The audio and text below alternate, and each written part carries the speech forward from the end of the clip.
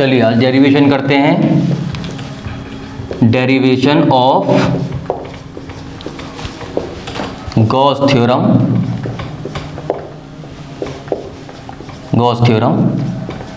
By using Coulomb's law. Coulomb's law की इसमें हम हेल्प लेंगे। जो हमने देखा था कि गॉस थ्योरम क्लोज्ड सरफेसेस के लिए एप्लीकेबल होती है, टोटल इलेक्ट्रिक फ्लक्स बता सकती है क्लोज सरफेसेस के लिए सीधे ही, बिना नंबर को काउंट किए, बिना mathematically close integral of vector E dot vector D A लगाए।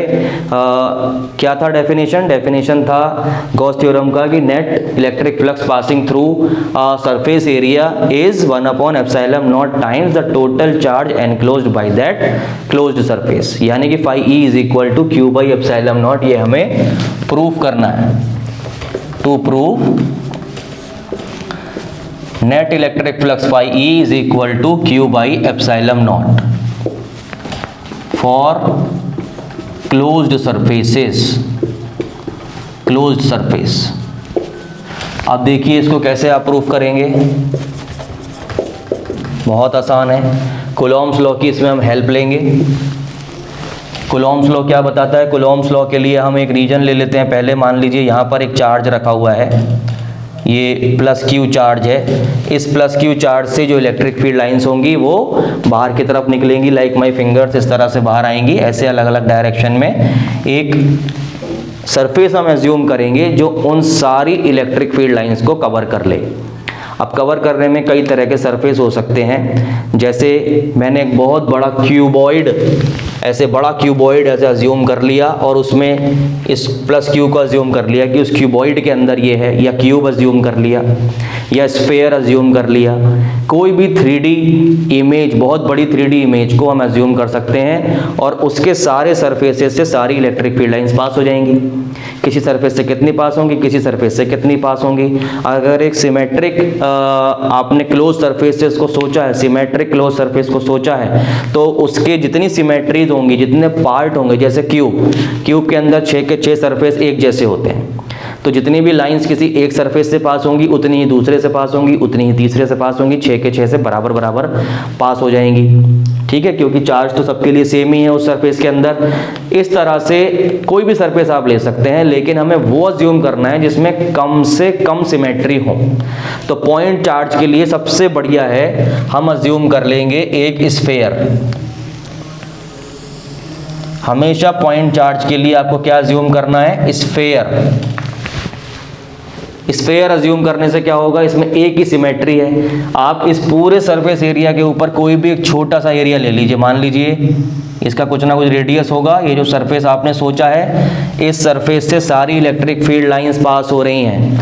ये एक हाइपोथेटिकल सरफेस है, इमेजिनरी सरफेस है, इसका नाम है हाइपोथेटिकल सरफेस। हाइपोथेटिकल सरफेस, इसी को बोलते हैं गॉसियन सरफेस, क्योंकि हमने कैसा सरफेस लिया? एक क्लोज्ड सरफेस लिया, गॉसियन सरफेस। क्लोज्ड है, हाइपोथेटिकल है, गॉसियन सरफेस है। इस सरफेस से पास हो रही हैं। इस सरफेस में एक छोटा सा एरिया हमने अज्यूम किया। ये मैंने एक छोटा एरिया अज्यूम किया यहाँ पर, ऐसे इस तरह से स्फेरिकल बॉडी है और उसके ऊपर यहाँ पर एक एरिया है। उस एरिया से इलेक्ट्रिक फील्ड लाइन हम देखेंगे किधर जा रही हैं। तो electric field lines positive charge है, नॉर्मली बाहर की तरफ निकलेंगी, इस तरह से बाहर चली जाएंगी इस डायरेक्शन में सीधे। ये डायरेक्शन हो गया इलेक्ट्रिक फील्ड का due to this positive charge. ठीक है, क्यों? क्योंकि यहाँ जो एरिया है उस एरिया के ऊपर आपका यूनिट पॉजिटिव टेस्ट चार्ज आप अज्यूम करके रखे होंगे। उस चार्ज को ये प्लस क्यू ऐसे रिपेल करेगा बाहर की तरफ। तो ये इलेक्ट्रिक फील्ड का डायरेक्शन है, फोर्स का डायरेक्शन है। उस टेस्ट चार्ज पर कूलॉम फोर्स एप्लीकेबल होगा। वो कूलॉम फोर्स की वैल्यू ये होगी, F is equal to 1/4πε0 Q1 Q2 upon R square. और इस E की वैल्यू कितनी होगी? E की वैल्यू F अपॉन Q0 पहले भी हम कर चुके हैं, मैं डायरेक्ट लिखता हूँ electric field due to a point charge, इस पॉइंट चार्ज की वजह से r डिस्टेंस अवे कितना इलेक्ट्रिक फील्ड होगा 1/4πε0 q/r²। ये इलेक्ट्रिक फील्ड है जिसका डायरेक्शन ऐसे है। इस सरफेस के ऊपर हमने छोटा सा एरिया लिया है। इस एरिया से जब एक परपेंडिकुलर आप ड्रॉ करेंगे तो परपेंडिकुलर अंदर की तरफ भी ड्रॉ कर सकते हैं, अंदर आप ड्रॉ करेंगे दिखेगा नहीं, इसलिए मैं बाहर की तरफ ड्रॉ कर रहा हूँ। आप करना चाहें, आप देख पाएँ, अगर आप अज्यूम कर पाएँ तो आप कर लीजिए। अंदर की तरफ जो भी वैल्यू आएगी उसमें नेगेटिव साइन साथ में आ जाएगा, आप मॉड लगा लीजिएगा, वही मैग्नीट्यूड आपके पास होगा। सिर्फ ये अंतर आएगा, उससे और कुछ नहीं होगा। ये एरिया वेक्टर है, क्योंकि छोटा एरिया इस पूरे सरफेस के ऊपर हमने लिया है तो इस एरिया वेक्टर का हम नाम रखेंगे एरिया वेक्टर। सरफेस से देख लीजिए 90 डिग्री बनाते हुए निकला है बाहर, और इलेक्ट्रिक फील्ड लाइंस तो जाती ही नॉर्मली आउटवर्ड्स हैं।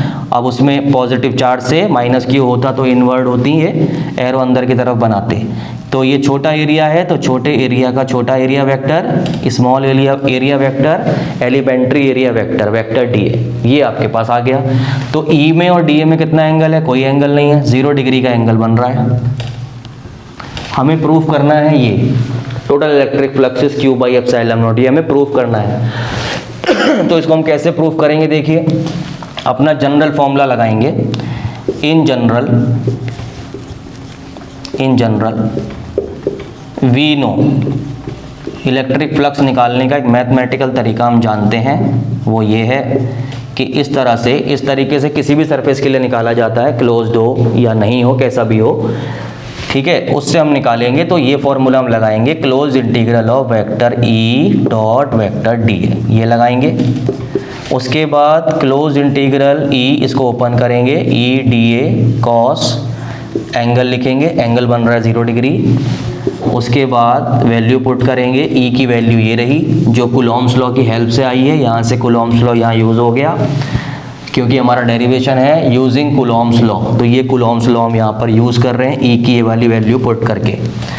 1/4πε0 q/r² इंटू डी ए, और cos 0 की वैल्यू हो गई 1। आगे लिख देंगे आप using Coulomb's law, Coulomb's law की हेल्प से आपने ये बनाया। उसके बाद जो कांस्टेंट टर्म्स हैं those will come out, they will not participate in integration. Charge q is constant, 1/4πε0 r², ये सब कांस्टेंट हो गए। इंटीग्रेशन में बचेगा close integral of vector D A, only D A, area vector के मैग्नीट्यूड का close integral. तो जितने छोटे छोटे एरिया आप इस तरह से अज्यूम करेंगे पूरे में, सबको ऐड कर देंगे, पूरा सरफेस एरिया आ जाएगा। और पूरा सरफेस एरिया स्फेयर का कितना सरफेस एरिया होता है? 4πr² होता है, याद होगा आपको, 4πε0 r² इंटू 4πr²। अब देखिए 4π से 4π कैंसिल हो गया, r² से r² भी कैंसिल हो गया, क्या आ गया? q/ε0। क्या निकाला हमने? q/ε0 टोटल इलेक्ट्रिक फ्लक्स निकाला। किसके लिए निकाला? एक क्लोज्ड सरफेस के लिए निकाला। उस क्लोज सरफेस के अंदर ये चार्ज रखा था, टोटल चार्ज, तो टोटल चार्ज के 1/ε0 टाइम्स ये टोटल इलेक्ट्रिक फ्लक्स आ गया। यानी कि yes, Gauss theorem is valid for closed surfaces.